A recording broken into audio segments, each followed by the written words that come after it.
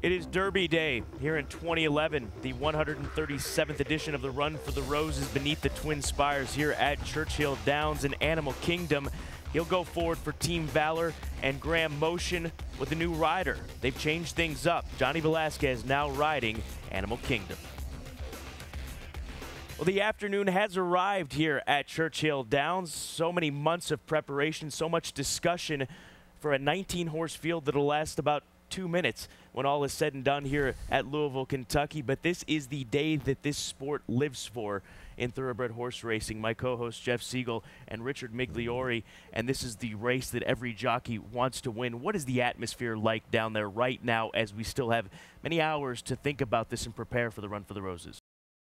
Yesterday afternoon marking the arrival of King Kanji for Tom Albertrani, 20-1 on the morning line, but he does have the right trainer in his corner to get the job done in the Preakness Stakes.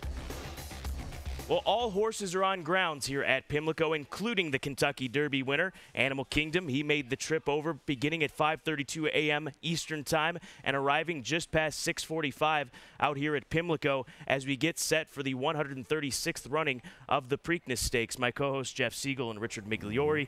Richie, versus what you saw from Animal Kingdom physically, how does he look out here at the Preakness?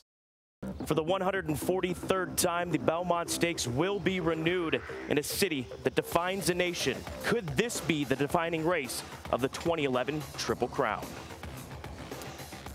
Well, this pursuit that began 5 weeks ago has yet once again led us back to Belmont Park. Big Sandy, or will it be Big Sloppy? All part of the questions that will be asked over the coming hours leading us up to the 143rd running of the Belmont Stakes. As I welcome in my co-host Richard Migliori.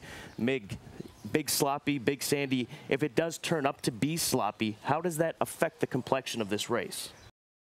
Scott and I standing on the winning line, right on the winning line for the Dubai World Cup, and stretching out behind us what you might describe as a $10 million home straight. It might only take them, what, 20-odd seconds, I guess, Scott, to cover this ground, but so much at stake, so much can happen in that time. Big pressure on these jockeys with so much up for grabs, but very small margin for error. And Sean, you consider the real estate that we're standing on. It's worth about $6 million to the winner when you get down to the Dubai World Cup. And if you think back to last year and how far the margin was for victory and how far the swing is from first to second in prize money, it again makes you feel bad for Kevin Shea. Yeah, $4 million swing, which works out, I reckon, by my maths, about $1 million a millimetre for what poor Kevin Shea got beat last year. Tactics, Scott, are going to be vital in this year's race. How do you see this race unfolding? I think it's going to be a very similarly run race compared to last year. Very slow pace early on and a mad sprint for home. And I think it's going to benefit the closers. The ingredients change. It's always a different theme. What are we rolling out this year? Okay, this year we have mint grown for us specifically for this drink in San Diego. It's chocolate-flavored mint. We're going to put that in our julep cup. How do you get chocolate-flavored mint? They grow it somehow. I don't know. In San Diego, of course. It's special out there. Yeah. We have, smell this sugar. This is sugar that's been smoked over. It smells like bourbon. Bourbon, exactly. Look at that. Over Woodford Reserve barrels that have burned. And we're going to muddle that with a little bit of Woodford Reserve. What's the proper technique for muddling? Now, we think we go over this every year. Yes, you want to mix the sugar up, but just barely bruise the mint so you open up that essence. You don't need a whole lot.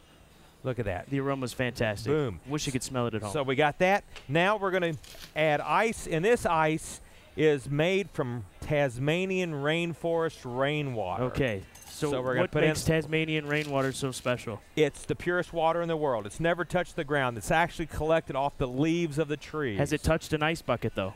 This one has, yes. Okay. Little Woodford Reserve, 1002. And we put in our sterling silver sipping straw. We're going to put in a sprig of mint next to the straw because we're going to finish off with ice. And look how it's already frosting up here. And there you have a $1,000 mint julep with all the proceeds going to the Heart of the Horse Foundation. And Isn't that beautiful? You know, I say this every year, it would not be justice for the viewer at home if I didn't dive in. So you got to do it. I'm going to jump in this bad boy. Counted to 1,010 there this time this year just to make sure I got the full effect.